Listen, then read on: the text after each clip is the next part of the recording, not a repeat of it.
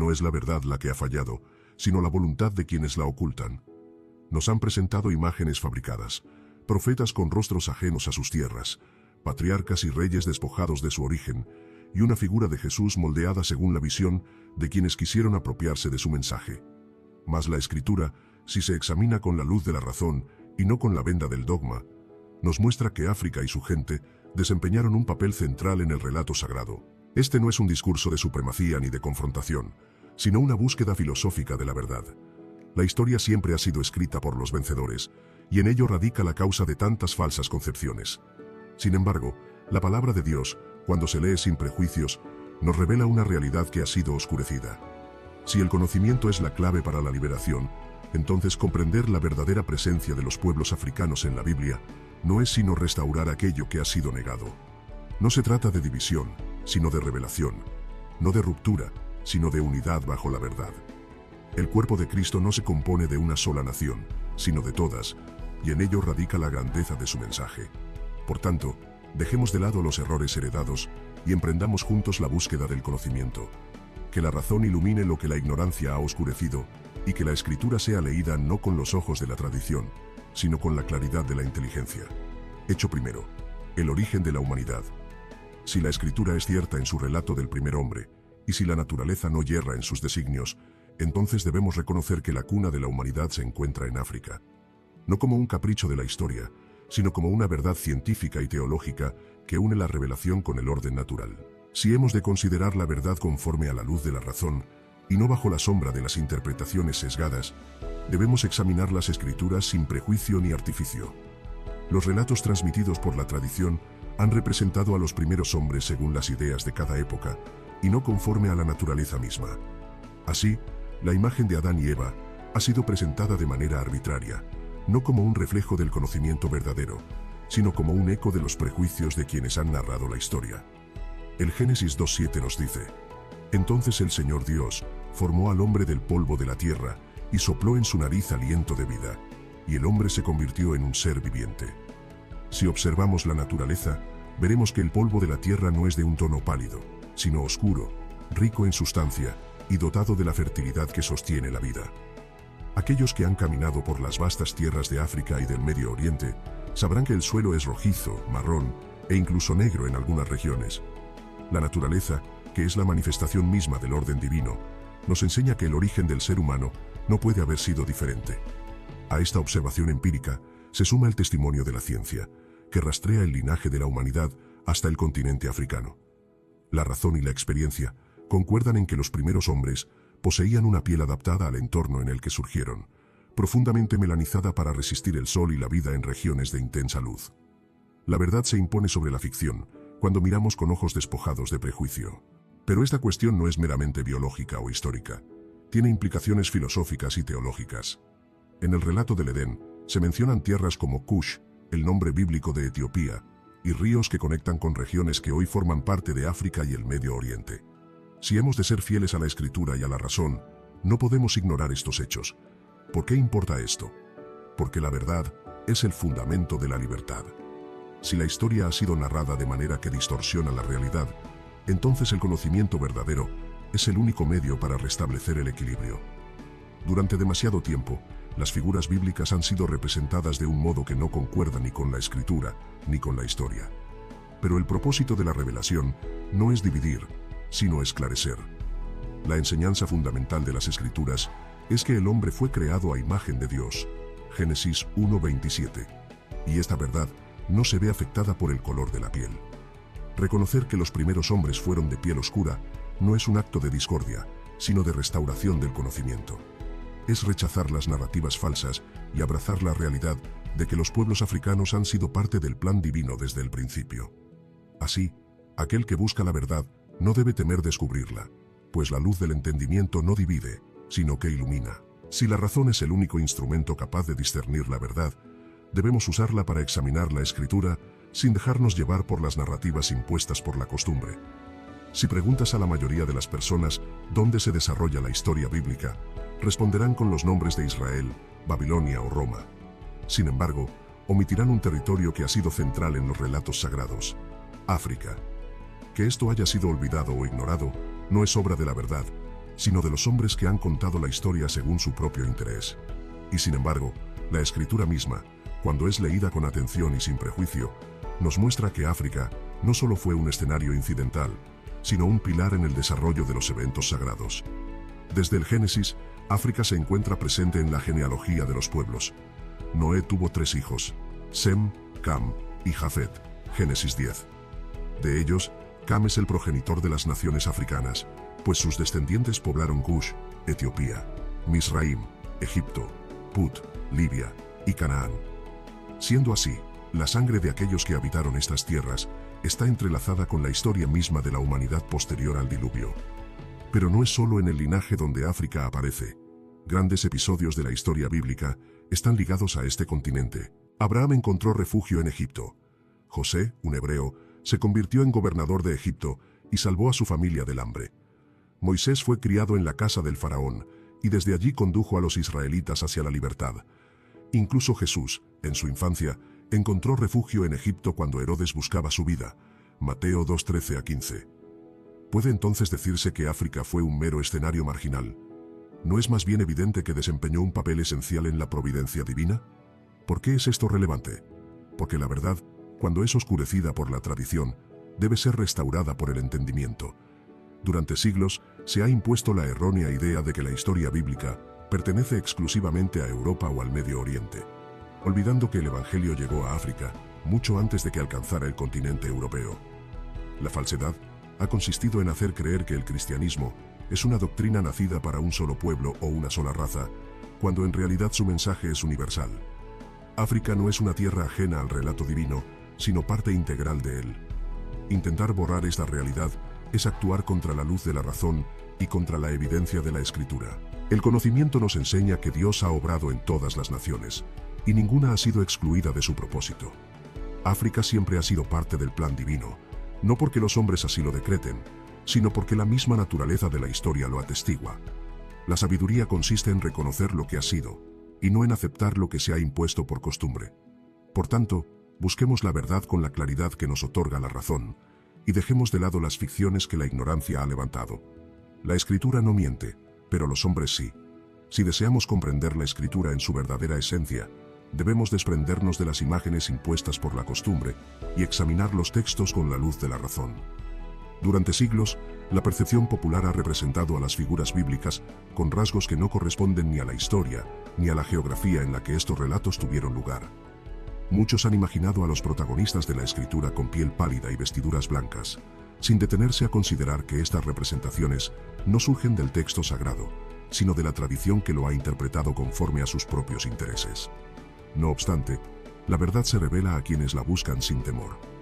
Si observamos la genealogía y los acontecimientos narrados en la Escritura, hallamos que muchas de las figuras más destacadas eran de ascendencia africana, o poseían rasgos propios de las tierras en las que vivieron. Consideremos el caso de Nimrod, aquel que la Escritura llama poderoso cazador ante el Señor, Génesis 10:8-12. En los albores de la civilización, Nimrod se erige como el fundador de grandes ciudades, entre ellas Babilonia y Nínive. Sin embargo, lo que la mayoría ignora es su linaje. Nimrod era nieto de Cam, cuya descendencia se estableció en África. ¿Qué conclusión podemos extraer de esto? Que desde los primeros tiempos, los pueblos africanos han estado presentes en la historia del mundo, no como meros testigos, sino como constructores de naciones y forjadores de civilización. Del mismo modo, hallamos en la Escritura un testimonio claro de la diversidad racial en la elección de esposas y alianzas. Moisés, el gran legislador de Israel, tomó por esposa a una mujer etíope, lo que desató la crítica de su propia familia, Números 12:1. Miriam y Aarón, influidos por prejuicios humanos, hablaron en su contra. ¿Y cuál fue la respuesta de Dios? No permitió que tal juicio quedara impune. Como testimonio de su desaprobación, Miriam fue afligida con lepra, volviéndose su piel blanca como la nieve. Números 12:10. Si hemos de interpretar este pasaje con la razón y no con el velo del dogma, vemos que la Escritura condena no solo la arrogancia del juicio humano, sino también la falsa creencia de que la apariencia externa define el valor de un hombre o una mujer ante Dios. Aquí, la intervención divina no es solo un castigo, sino una lección. Discriminar por razones de raza o etnia es contrario a la voluntad del Altísimo. Siendo estas realidades tan evidentes en el texto sagrado, debemos preguntarnos, ¿por qué han sido omitidas? La respuesta es simple. Los hombres no buscan la verdad, sino la confirmación de sus propias creencias. La historia ha sido contada desde la perspectiva de quienes detentan el poder, y no desde la perspectiva de quienes han sido parte real de ella. Pero la verdad, aunque oculta, no deja de existir. Saber que los pueblos africanos han sido protagonistas y no meros espectadores en la historia sagrada, no es cuestión de división ni de supremacía, sino de justicia. No se trata de imponer una nueva imagen, sino de restaurar lo que ha sido deliberadamente ignorado. Si la razón es la luz que nos guía en la búsqueda de la verdad, debemos entonces examinar las Escrituras sin la venda de la tradición ni las distorsiones impuestas por los intereses de los hombres. Entre las figuras más notables que se han ocultado tras interpretaciones erróneas, se encuentra la reina de Saba, cuyo encuentro con Salomón es relatado en 1 Reyes 10:1-13. No vino de tierras europeas ni de regiones desconocidas, sino de un reino africano rico y próspero, probablemente Etiopía o Yemen, donde su sabiduría y poder eran ampliamente reconocidos. Su encuentro con Salomón no fue el de una súbdita ante un monarca, sino el de una soberana que sometió a prueba la inteligencia del rey de Israel, y él mismo quedó asombrado por su entendimiento. No obstante, la tradición etíope sostiene que este encuentro no solo fue un intercambio de sabiduría, sino que de él nació Menelik I, quien se convirtió en el primer emperador de Etiopía, estableciendo un linaje real vinculado a la casa de David. De ser cierto, esto demuestra que la influencia africana en la historia bíblica no es incidental, sino fundamental. Si la historia sagrada ha de enseñarnos algo, es que la obra divina se despliega sin considerar las distinciones arbitrarias de los hombres. En el relato de la Pasión, cuando el Hijo del Hombre fue conducido a la cruz, Marcos 15:21 nos dice que Simón de Cirene fue obligado a llevar la cruz de Cristo. Cirene, situada en el actual norte de África, Libia, nos indica que Simón era un hombre africano. Y sin embargo, en el momento más trascendental de la historia, no fue un rey ni un sacerdote quien ayudó a Cristo en su sacrificio, sino un hombre de Cirene. ¿Acaso esto no nos muestra que la providencia divina escoge a quienes el mundo suele ignorar? En Hechos 8:26-40, la presencia africana en la expansión del cristianismo se hace aún más evidente. Un funcionario etíope, hombre de gran autoridad, viajaba en su carro leyendo el libro de Isaías, cuando Felipe el Evangelista, guiado por el Espíritu, se acercó a él para explicarle el Evangelio. Sin demora, el etíope creyó en Cristo y fue bautizado inmediatamente, regresando a África como uno de los primeros conversos cristianos registrados. Este hecho es de suma importancia, pues nos demuestra que el cristianismo llegó a África antes de alcanzar Europa, lo que refuta la idea errónea de que el Evangelio es una doctrina ajena a los pueblos africanos, o que fue impuesta por la colonización. ¿Por qué esto es relevante? Porque la verdad, cuando es revelada, disuelve las ficciones creadas por los hombres. Las figuras mencionadas no son meros personajes secundarios, sino líderes, gobernantes y personas de profundo significado espiritual. Su presencia en la Escritura es testimonio de que los pueblos africanos han sido parte esencial de la historia de Dios desde el principio, mucho antes de la colonización, de la esclavitud o de las divisiones raciales modernas. La verdad no puede ser borrada, solo ignorada. Y cuando el hombre busca la sabiduría con un corazón sincero, descubre que Dios nunca ha sido parcial en su obra, sino que su propósito abarca a todas las naciones. Si hemos de buscar la verdad en las Escrituras, no debemos permitir que la costumbre, la ignorancia o el deseo de poder deformen su significado. Entre las más grandes falsedades perpetuadas en nombre de la religión, está la idea de que los pueblos africanos fueron maldecidos en la Biblia, una afirmación que no solo carece de fundamento en la razón y en la revelación, sino que ha sido utilizada para justificar siglos de opresión y esclavitud. Tal creencia no es más que una mala interpretación, un abuso de la Escritura cometido por aquellos que han buscado someter a otros bajo su dominio. Si volvemos al texto original y lo examinamos sin prejuicio, descubrimos lo que realmente ocurrió. En Génesis 9:18-27, se nos dice que tras el diluvio, Noé plantó un viñedo, bebió de su vino, y en su ebriedad quedó desnudo en su tienda. Su hijo Cam vio la desnudez de su padre y lo contó a sus hermanos, mientras que Sem y Jafet, en un acto de respeto, cubrieron a Noé sin mirarlo. Al despertar, Noé, enfurecido, pronunció una maldición, pero no la dirigió contra Cam, sino contra su hijo Canaán, diciendo: «Maldito sea Canaán, siervo de siervos será para sus hermanos». Génesis 9:25. Aquí yace la clave. Noé no maldijo a Cam, sino a Canaán, uno de sus hijos. Siendo así, ¿cómo pudo esta maldición extenderse arbitrariamente a todos los descendientes de Cam, y aún más, a todos los pueblos africanos? Este es el primer error de quienes han manipulado la escritura para sus propios intereses.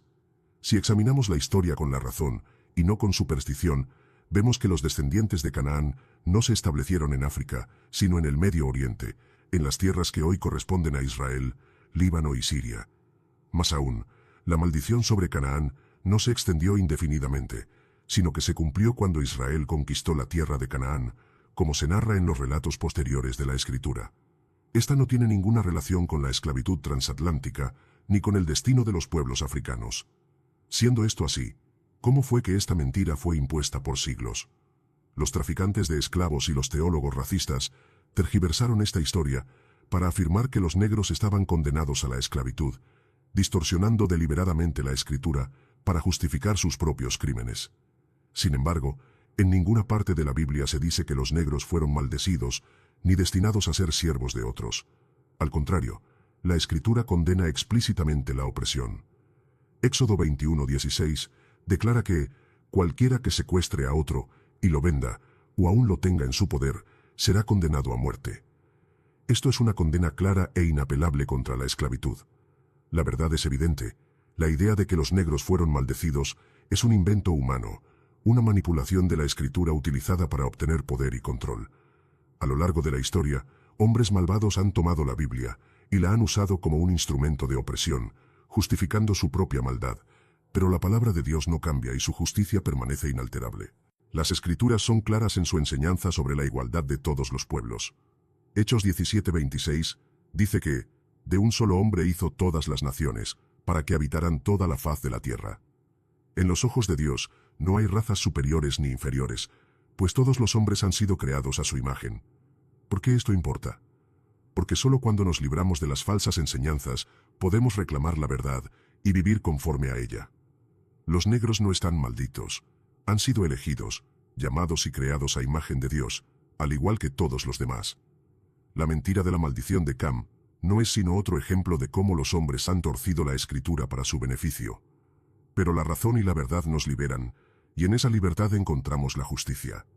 Si hemos de examinar la escritura con la luz de la razón y sin las distorsiones de la tradición, hallaremos que no solo narra los acontecimientos del pasado, sino que también profetiza el destino de los pueblos. Entre estas profecías, muchos han observado con asombro que ciertos pasajes parecen reflejar con inquietante exactitud las luchas históricas de los pueblos africanos, su sufrimiento, su cautiverio y su opresión. Podría ser que la Escritura haya hablado de estas dificultades mucho antes de que ocurrieran. Si el conocimiento es la llave de la libertad, debemos analizar con atención lo que realmente dicen las Escrituras. En Deuteronomio 28, Dios presenta dos caminos ante los israelitas, el de la obediencia, que lleva a la bendición, y el de la desobediencia, que conlleva la maldición. Uno de los pasajes más llamativos es Deuteronomio 28:68, que dice: «Y el Señor os hará volver en barcos a Egipto, por el camino del cual os dije, nunca más volveréis por él, y allí os venderéis a vuestros enemigos por esclavos y esclavas, pero no habrá quien os compre». Examinemos esto con la razón y no con superstición. En barcos, nos recuerda de inmediato la trata transatlántica de esclavos, un capítulo oscuro de la historia en el que millones de africanos fueron arrancados de su tierra y transportados en condiciones inhumanas. Ser vendidos como esclavos describe con exactitud lo que muchos pueblos africanos han sufrido por siglos: la servidumbre forzada, el sometimiento y la pérdida de su libertad. Pero no habrá quien os compre podría aludir a la amarga realidad de que incluso después de la abolición de la esclavitud, la opresión continuó en diferentes formas, desde la discriminación sistemática hasta la negación de derechos fundamentales. Algunos sostienen que este pasaje se refiere únicamente a eventos del pasado, mientras que otros ven en él una correspondencia con las luchas modernas de los pueblos africanos. Sin embargo, lo que es innegable es que la Escritura describe con precisión la opresión, el exilio forzado y la injusticia que han sido el destino de muchos. La Biblia no solo predice la opresión, sino que también la condena de manera inapelable. Una y otra vez, Dios advierte contra la explotación del prójimo y promete justicia para los oprimidos. Salmo 103:6 declara: El Señor hace justicia y defiende a todos los oprimidos. Proverbios 22:16 dice: el que oprime al pobre para aumentar su propia riqueza, solo vendrá a la pobreza. Isaías 1:17 exhorta: aprended a hacer el bien, buscad la justicia, defended al oprimido. No importa cuánta injusticia hayan enfrentado los pueblos africanos a lo largo de la historia, la Escritura deja claro que Dios no es indiferente al sufrimiento. Él ve, escucha y promete justicia en su debido tiempo. Si la historia de la humanidad es una sucesión de opresión y redención, la Biblia nos enseña que el sufrimiento nunca es el final de la historia. En Éxodo, Dios liberó a los israelitas de Egipto. En el libro de los Jueces, rescató repetidamente a su pueblo de la opresión. En el Nuevo Testamento, Cristo vino a liberar a los cautivos y a proclamar la justicia. Siendo así, no es lógico pensar que Dios hará lo mismo por aquellos que han sido esclavizados, marginados y oprimidos en la historia moderna. Dios es un Dios de justicia, y ninguna opresión dura para siempre. Aunque los pueblos africanos han soportado siglos de esclavitud, segregación, colonialismo y racismo, su historia no termina en sufrimiento, sino en restauración y liberación. La lucha ha sido vista por Dios, y su plan es siempre el de la redención. La verdad, cuando es revelada, nos recuerda que el propósito divino no es la perpetuación del dolor, sino la manifestación de la justicia y la libertad. Si hemos de buscar la verdad sin los velos de la tradición y la manipulación humana, debemos aceptar que el plan de Dios no ha sido ni será jamás exclusivo de un solo pueblo, una sola nación o una sola raza. La noción de que el cristianismo es una religión impuesta por el hombre blanco no solo es una falsedad histórica, sino que contradice el espíritu mismo de la Escritura, que proclama la unidad de la humanidad bajo el Creador. Los negros han sido parte del plan divino desde el principio, y la Biblia lo afirma sin ambigüedades. Hechos 17:26 declara: de un solo hombre hizo todas las naciones para que habitaran sobre toda la faz de la tierra. Este pasaje es de gran importancia, pues nos recuerda que toda la humanidad comparte un mismo origen y una misma esencia. No hay razas superiores ni inferiores, pues todos formamos parte de la creación divina. Quien pretenda argumentar lo contrario, no lo hace con base en la razón ni en la Escritura, sino en el error y en la ceguera del prejuicio. El testimonio de la presencia africana en el cristianismo no es una invención reciente, sino un hecho profundamente arraigado en la historia de la Iglesia primitiva. En Hechos 13:1 encontramos la mención de Simeón, llamado Níger, cuyo nombre significa negro, y que fue uno de los profetas y maestros de la Iglesia primitiva. Más aún, la Iglesia en Alejandría, Egipto, fue uno de los centros cristianos más influyentes del mundo, y su impacto en la teología ha perdurado por siglos. Si la tradición cristiana se ha sustentado en la sabiduría de los padres de la Iglesia, entonces no podemos ignorar que Agustín de Hipona, uno de los teólogos más influyentes en la historia del cristianismo, era un hombre africano. Sus escritos han dado forma a la teología cristiana durante siglos, lo que refuta categóricamente la idea de que el cristianismo fue introducido a los pueblos africanos únicamente a través de la colonización. La verdad es clara. África fue uno de los primeros lugares en recibir el Evangelio, y los pueblos africanos han sido parte de la fe desde el principio. Quien afirme lo contrario, ignora la historia y se deja guiar por la distorsión impuesta por los intereses de los hombres. El plan divino no es exclusivo ni parcial, sino universal. En Apocalipsis 7:9, encontramos una de las imágenes más sublimes del destino final de la humanidad. Después de esto miré, y vi una gran multitud, la cual nadie podía contar, de todas las naciones, tribus, pueblos y lenguas, que estaban delante del trono y en presencia del Cordero. Siendo así, el cielo no es un lugar reservado para un solo pueblo, ni un solo color de piel, sino una morada donde todas las naciones y toda la diversidad humana estarán unidas en la presencia de Dios. El propósito divino jamás ha sido dividir, sino restaurar la armonía que la ignorancia y la soberbia de los hombres han intentado quebrar. ¿Por qué esto es importante? Porque nos recuerda que los negros no son una nota al margen en el plan de Dios, sino una parte esencial de su propósito eterno. Si alguna vez has sentido que el cristianismo no te incluye, si alguna vez te han dicho que tu fe es una imposición extranjera, debes saber que tú siempre fuiste parte del diseño divino. Nada puede cambiar este hecho, pues la verdad, cuando es iluminada por la razón y la Escritura, no puede ser negada ni borrada. Si buscamos la verdad con la luz de la razón, y no con la sombra de los prejuicios humanos, debemos reconocer que toda la humanidad, sin distinción, es parte del propósito divino. Ningún pueblo, ninguna nación, ninguna raza, ha sido creada en vano ni olvidada por el Creador. Así como el sol ilumina a todos sin distinción, Dios no ha excluido a los pueblos africanos de su diseño eterno.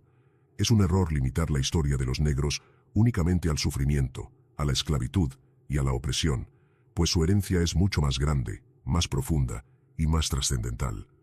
Desde el principio de los tiempos, Dios ha tenido un propósito divino para los pueblos africanos, y ese propósito sigue manifestándose en el presente. Si la verdad es nuestro único objetivo, debemos reconocer que África ha sido central en la historia sagrada. No solo muchas figuras bíblicas fueron de ascendencia africana, sino que los cristianos etíopes estuvieron entre los primeros en seguir a Cristo. La Iglesia africana, lejos de ser un elemento marginal, produjo algunos de los más grandes pensadores cristianos, como Agustín de Hipona, cuya teología dio forma a la fe cristiana por siglos. A lo largo de la historia, creyentes negros han permanecido firmes en su fe, incluso frente a la persecución y la adversidad, demostrando que su relación con Dios no es un accidente ni una imposición, sino un vínculo inquebrantable con la verdad eterna. Por tanto, no puede decirse que el cristianismo sea algo ajeno a la historia negra, pues la historia negra es una parte integral del cristianismo. La obra de Dios no terminó con la Escritura. Hoy, los pueblos africanos continúan desempeñando un papel fundamental en el reino de Dios. Misioneros negros llevan el Evangelio a todos los rincones del mundo. Pastores y líderes africanos transforman comunidades con su fe y su sabiduría, y las iglesias cristianas negras se han convertido en bastiones de oración, adoración y resistencia, siguiendo el ejemplo de los primeros creyentes en la Escritura. Si la historia escrita por los hombres ha tratado de definirte por raza, nacionalidad o pasado, debes saber que Dios no te define por lo que el mundo dice de ti, sino por su llamado eterno. En el 1 Pedro 2:9, la Escritura declara: «Mas vosotros sois linaje escogido, real sacerdocio, nación santa, pueblo adquirido por Dios, para que anunciéis las virtudes de aquel que os llamó de las tinieblas a su luz admirable». Esto significa que no has sido olvidado, no has sido maldito, no eres menos que nadie. Eres elegido, con una herencia de fortaleza, fe y propósito divino. No importa cuáles sean las luchas que hayas enfrentado, ni cómo la historia haya tratado de definirte. El plan de Dios para ti es mucho mayor que cualquier obstáculo que el mundo haya intentado poner en tu camino. Si la verdad ha de ser revelada, que sea esta. Los negros no solo han sido parte de la historia de Dios, sino que siempre fueron parte de su propósito divino. Si la verdad es la luz que disipa la oscuridad de la ignorancia, entonces debemos caminar en ella sin temor. Durante demasiado tiempo, la verdad sobre la presencia y el papel de los negros en la Escritura ha sido ignorada, distorsionada o relegada al olvido, no por la falta de evidencia, sino por la voluntad de quienes han buscado imponer su propia versión de la historia. Pero la verdad, cuando es conocida, no puede ser negada ni suprimida. Ahora es claro, el plan de Dios siempre te ha incluido. Esta revelación no es solo una cuestión de historia, sino de identidad. Porque cuando comprendes quién eres a los ojos de Dios, ninguna mentira, ninguna opresión y ninguna enseñanza falsa pueden apartarte de la verdad. No eres una coincidencia, no eres una nota al margen en la historia de la humanidad. No eres olvidado ni ignorado. Eres elegido, llamado y creado con un propósito divino. Si Dios es perfecto y no comete errores, entonces tu existencia es intencional. Las luchas del pasado no definen tu destino, porque el propósito de Dios es mayor que cualquier obstáculo que los hombres hayan puesto en tu camino. Si la historia ha tratado de limitarte, es porque los hombres han intentado suplantar la voluntad de Dios con sus propias ambiciones. Pero la grandeza que Dios ha puesto dentro de ti no puede ser borrada. La pregunta ahora es, ¿qué harás con esta verdad? ¿Permitirás que el mundo siga dictando quién eres, o te mantendrás firme en lo que Dios ha dicho sobre ti? ¿Guardarás silencio, o compartirás esta verdad con otros? Es tiempo de caminar en tu identidad divina, de hablar con valentía, de vivir con propósito, de rechazar las cadenas del engaño y de abrazar la verdad sin temor. El plan de Dios para ti es más grande que cualquier narrativa impuesta por los hombres, más vasto que cualquier limitación creada por la historia. Así que camina con dignidad, porque tu existencia es parte de la voluntad de Dios, y nada ni nadie puede cambiar ese hecho.